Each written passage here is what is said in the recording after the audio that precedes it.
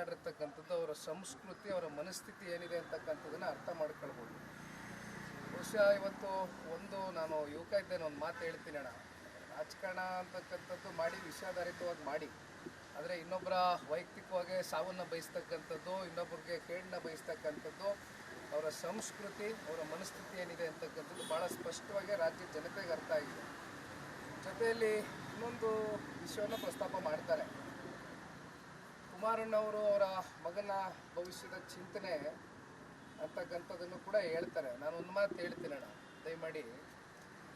ಏಕೆಂದರೆ 2019 ಲೋಕಸಭಾ ಚುನಾವಣೆ, 2023 ವಿಧಾನಸಭಾ ಚುನಾವಣೆ, ಬಹುಶಃ ಈ ಅಡ್ಜಸ್ಟ್ಮೆಂಟ್ ಇಂಟರ್ನಲ್ ಪೊಲಿಟಿಕ್ಸ್ ಅಂತಕ್ಕಂಥದ್ದು ಒಂದಷ್ಟು ಕಡೆ ಆಗುತ್ತೆ. ಅದು ಹೊರಗಡೆನೂ ಬರುತ್ತೆ, ಹೊರಗಡೆ ಬರದೇನೂ ಕೂಡ ಸತ್ತೋಗುತ್ತೆ ಟಾಪಿಕ್ಕು. ಆದರೆ ನನ್ನ ವಿಷಯದಲ್ಲಿ ಎಂದೂ ಕೂಡ ಹಂಗಾಗಿಲ್ಲ. ನಮ್ಮ ತಂದೆ ಎಂದೂ ಕೂಡ ನನ್ನನ್ನು ಬೆಳೆಸಬೇಕು, ನನ್ನನ್ನು ದೊಡ್ಡ ಮಟ್ಟಕ್ಕೆಲ್ಲ ಕರ್ಕೋಗಿ ಕೂರಿಸ್ಬೇಕು ಅಂತಕ್ಕಂಥದ್ದು ಎಂದೂ ಕೂಡ ನಮ್ಮ ತಂದೆ ನನ್ನ ಬಗ್ಗೆ ಕಿಂಚಿತ್ತು ಚಿಂತನೆ ಮಾಡಿಲ್ಲ. ಅದ್ರ ಬಗ್ಗೆ ನನಗೆ ಬೇಸರ ಇಲ್ಲ. ಅವ್ರಿಗಿರಬೇಕಾಗಿರೋದು ಕಮಿಟ್ಮೆಂಟು, ಕಾಳಜಿ, ಬದ್ಧತೆ ಈ ರಾಜ್ಯದ ಜನತೆ ಪರವಾಗಿ. ಅವ್ರ ಕೆಲಸ ಅವ್ರು ಮಾಡ್ಕೊಂಡು ಹೋಗಿದ್ದಾರೆ. ಈಗ ನನ್ನ ಹಣೆ ಬರೀತಕ್ಕಂಥದ್ದು ಆ ಭಗವಂತ, ಜೊತೆಯಲ್ಲಿ ಮತದಾರ ತಂದೆ ತಾಯಂದ್ರುಗಳು.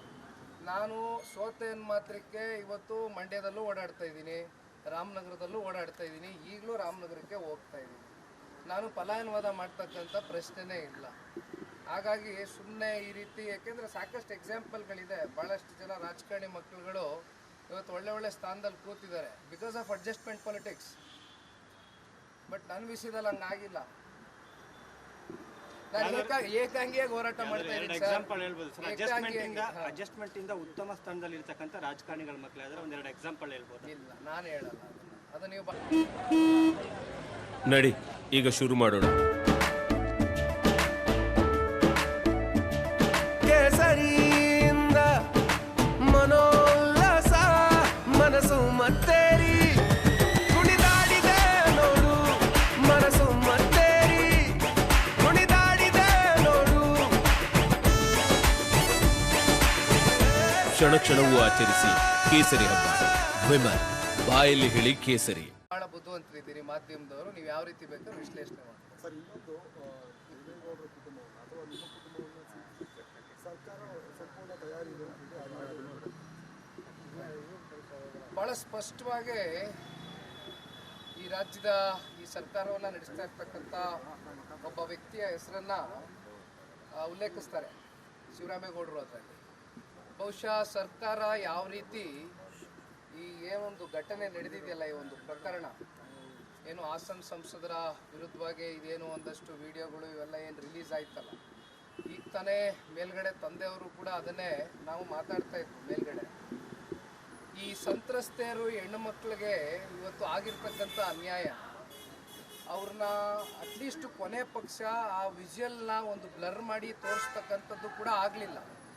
ಅವರವರ ರಾಜಕಾರಣದ ಒಬ್ಬರನ್ನ ಕೀಳಾಗೆ ಮಾಡಬೇಕು, ಒಬ್ಬರನ್ನ ಭಾಳ ಕೆಟ್ಟದಾಗೆ ತೋರಿಸ್ಬೇಕು ಅಂತಕ್ಕಂಥ ಉದ್ದೇಶದಿಂದ ಮಾಡಿ.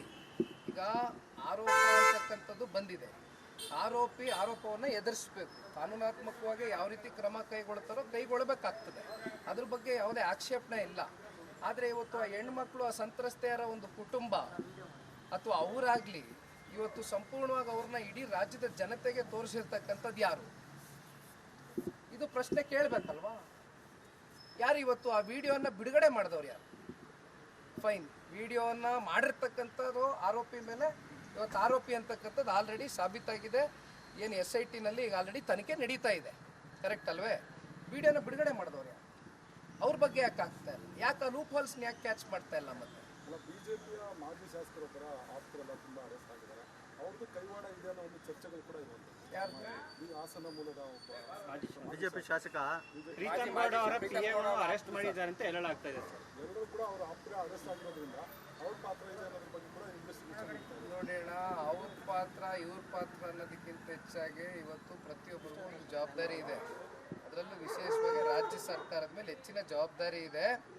ಜನ ಇವತ್ತು ಈ ಸತ್ಯತೆಯನ್ನು ಹೊರಗಡೆ ತಗೊಬರ್ಬೇಕು ಅಂತಕ್ಕಂಥದ್ದು ಪ್ರತಿಯೊಬ್ಬ ಕನ್ನಡಿಗನೂ ಕೂಡ ಇವತ್ತು ಆಶಿಸ್ತಾ ಇದ್ದಾನೆ. It is just not a state news today, it's a national news. ಹೌದಲ್ವೇ? ವಿದೇಶದಲ್ಲೂ ಕೂಡ ಚರ್ಚೆ ಆಗಿದೆ ಈ ಟಾಪಿಕ್ಕು, ಹೌದಲ್ವೇ?